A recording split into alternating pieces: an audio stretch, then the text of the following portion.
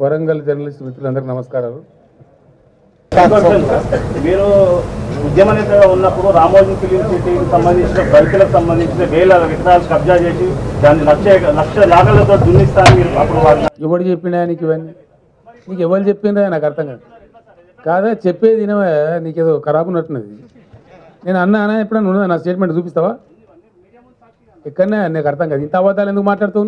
బహిరంగ సభలో ఏ బహిరంగ సభలో చెప్పలే. మీరు కల్పించుకున్న స్టోరీలు అవన్నీ. ఏ పత్రిక మీది ఏ పత్రికలో నాకు అర్థమైపోతుంది నీ మాటను బట్టి. ఎందుకా నాకు అర్థం కాదు. చెప్పేది వినవా, ఒక్కనే ఉన్నావా ప్రపంచంలో? మేము ఆనందాన్ని అన్నట్టుగా రాసి మీ ఇష్టం వచ్చిన డ్రామాలు కొట్టి ఇదేంటందానండి. జర్నలిజం స్టాండర్డ్ ఉండాలా. There is a limit.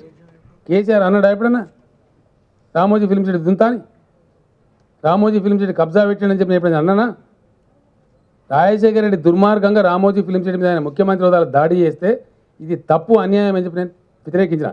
I'm on record. నువ్వు ఏం తెలియకుండా నువ్వు అడ్డం పొడుగు ప్రశ్నలు అడితే ఎట్లా నాకు అర్థం కాదు. What is this? అరే నేను అంటున్నా నిజంగానే అద్భుతం అది. డెఫినెట్గా ఒక గుంట కూడా లేదు, గుంట కూడా లేదు. ఎందుకు నీకు ఆవేశపడుతున్నావు అనవసరం, తెలుసుకోవాలా. నీకేం తెలుసా రామోజీ ఫిల్మ్ సిటీలో ఏమైనా చూసావు నువ్వు ఎప్పుడైనా? వాటి స్టోరీలు చెప్తావా? ఎట్లా నాకు అర్థం కాదు. ఆయన గవర్నమెంట్ అక్వైర్ చేసి ఇలా తెలుసా అతనికి? Every inch he's purchased. నేను ఒక సమయంలో రాజశేఖర్ కూలుస్తున్నప్పుడు పోతే నాకు చూపించిండు ఆయన. అసైన్డ్ భూములు మీద దానిలో ఎక్కడైనా ఉన్నాయా వాస్తవంగా ఏందని అడిగాను. అతను చూపించిన కాంపౌండ్ వాళ్ళు చూడండి సార్, మేము మా వాళ్ళు అక్వైర్ చేసేటప్పుడు తెలియకుండా ఒక 13.5 ఎకరాలు దళితులకు సంబంధించిన అసైన్ భూమి కొన్నారు. మేము కాంపౌండ్ వాళ్ళు పెట్టేసి వాళ్ళని పిలిచి అప్పచెప్పిన వాళ్ళకి హ్యాండ్ ఓవర్ చేసాం.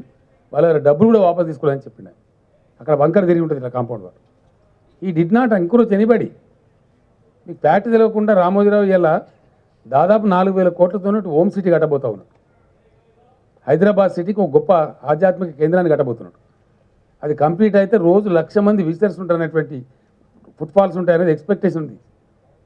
ఒక గొప్ప సంస్థ యాడ్ చేస్తున్నప్పుడు వాళ్ళు ఎవరైతే ఏందండి ఇలా పెట్టుబడులు పోయి జపాన్ పోయి సింగపూర్ పోయి మలేషియా పోయి గడ్డాలు పట్టుకుంటున్నాము. ఎవడో వచ్చి 4,000 కోట్లు పెడతాం 5,000 కోట్లు పెడతాం అంటే ఎందుకు వద్దంటాం నాకు అర్థం కాదు. We don't object for that. ఈ పిచ్చి కేదలు పెట్టుకోదలుచుకోలేదు తెలంగాణ గవర్నమెంట్. ఎవరు పెట్టుబడులు పెట్టడానికి వచ్చినా పాజిటివ్ పద్ధతిలో వస్తే, తెలంగాణ యువతకు ఉద్యోగాలు కల్పించడానికి వస్తే రెడ్ కార్పెట్ వెల్కమ్ చేస్తామని 100 సార్లు చెప్పిన నేను. We're sticking to that policy. వాళ్ళు మహారాష్ట్రీలా, ఆంధ్రీలా, కర్ణాటకలా, తమిళులా, బెంగాలీలా ఎవరైనా చూడం, తారతమ్యం ఉండదు. రాష్ట్రం మనది మనకు కావాలనుకున్నాం, మన పరిపాలన మనకు రావాలనుకున్నాం. Yes, we achieved it. Definitely we achieved it. మమ్మల్ని బాజాప్తా ప్రజలు గెలిపించారు. మేము ఎవడో ఎల్ఏ నామినేట్ చేస్తే రాలే. ఏ పార్టీతో పొత్తు లేకుండా ఒంటి చేయితోనే నేను ఒక్కరిని పక్షిలాగా తిరిగి గెలిపించిన పార్టీ. ప్రజలు మా మాట మీద విశ్వాసం వచ్చారు. డెఫినెట్గా ప్రజల విశ్వాసం కాపాడుతాం.